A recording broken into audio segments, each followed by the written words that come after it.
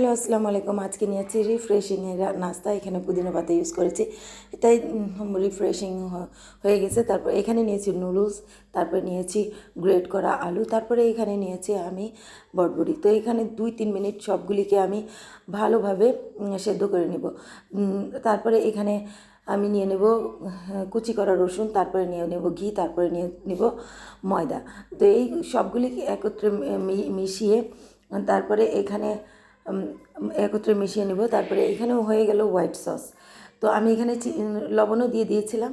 তো আমি এখানে দেখেন বয়েল করা সবগুলি দিয়ে দিলাম। তারপরে দিয়ে দিয়েছি আমি এখানে পাস্তা মশলা দিয়েছি, আপনি ম্যাগি মশলা ইউজ করতে পারেন।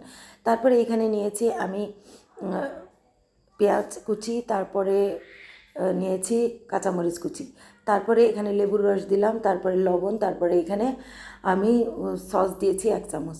তারপরে দেখেন আমি এই ব্রেডগুলো নিয়েছি, ব্রেডগুলোকে আমি স্লাইস করে কেটে নেব।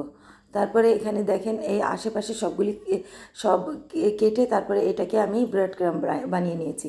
তো এগুলা রুটি দিয়ে আমি এটাকে চ্যাপটা করে নিয়েছি।